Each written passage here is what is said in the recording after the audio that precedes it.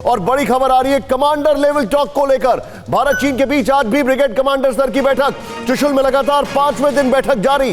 बातचीत के जरिए तनाव कम करने की कोशिश। सोमवार को 5 घंटे, मंगलवार को 8 घंटे बैठक चली, बुधवार को 7 घंटे, गुरुवार को 4 घंटे बैठक चली। सीधे मैं चलूंगा सुमित के पास। सुमित, 5 कंसेक्यूटिव डेज दबाव भारत ने बहुत बना रखा है। बिल्कुल, दबाव भारत ने बहुत बना रखा और ये मौका इसलिए महत्वपूर्ण है क्योंकि निशांत पहला मौका है कि लगातार चीन कह रहा है कि आप पीछे हटिए। लगातार चीन की तरफ से ये बात की जा रही है कि आप डिसंगेज होइए। और ये क्यों हुआ? क्योंकि भारत ने 29 तारीख की रात को जो एक्शंस या फिर जो प्रिवेंटिव एक्शंस लिए या फिर जो अपनी सतर्कता अपनी एरियाज को सिक्योर करने के लिए जो एक्शन लिए, उससे चीन घबरा चुका। और यही वजह है कि लगातार भारत के सामने अब चीन दोबारा से डिसंगेज होने की बात कर रहा है। निशांत, आप जो बता रहे दोबारा से बातचीत की बात कर रहा है। भारत की आक्रामक रणनीति से चीन की अकड़ ढीली हो गई है। इस वक्त की बड़ी खबर, एलएसी विवाद पर अब चीन को सैन्य वार्ता की चिंता। विवाद सुलझाने के लिए बेताब दिखाई दे रहा है चीन। अंतर्राष्ट्रीय दबाव के बाद बदल रहे हैं ड्रैगन के सुर।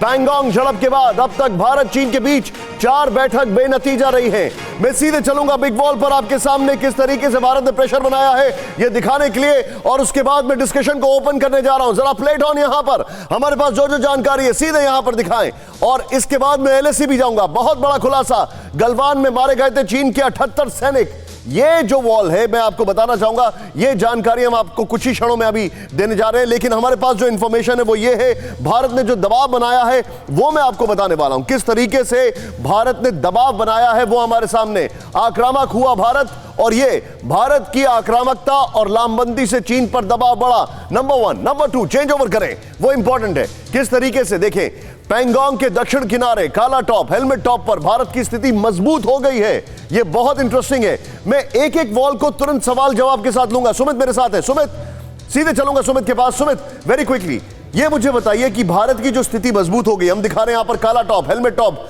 और दक्षिण किनारे, चीन को ये एक्सपेक्टेड नहीं था। Very quickly Sumit.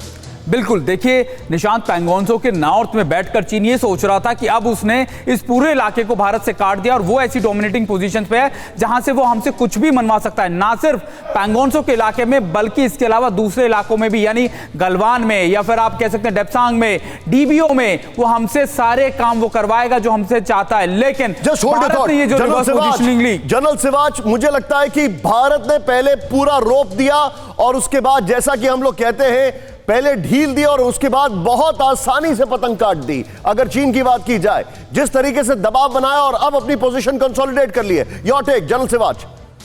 बिल्कुल निशांत, देखो 29-30 की अगस्त को भारत ने पलटा बदल दिया है, पासा बिल्कुल बदल गया है। जिस तरीके से हमने जो डोमिनेटिंग हाइट्स हैं, ब्लैक टॉप और हेलमेट टॉप को लिया है, उसके कारण अब हमने यही नहीं, ठाकुंग से लेके स्पांगुरगढ़ तक हमने 15 से 20 जो पहाड़ी चोटियां हैं उनको कब्जे में ले लिया है। चाहे वो मगर हिल है, गुरुंग हिल है, चाहे वो रजांगला है, रिचांगला है, और पहाड़ों पे लड़ाई है हाइट की। जो हाइट पकड़ेगा उसकी जीत होगी। तो भारत ने सदर्न पैंगोंगत्सो में पूरी की पूरी रिज लाइन में एक प्रकार से just hold your thought sir. आपने जो पॉइंट बोला है ना कि पहाड़ों में जो हाइट पकड़ेगा उसी की जीत होगी। फिक्र आपकी, सोमवार से शुक्रवार रात 9 बजे सिर्फ TV9 भारतवर्ष पर।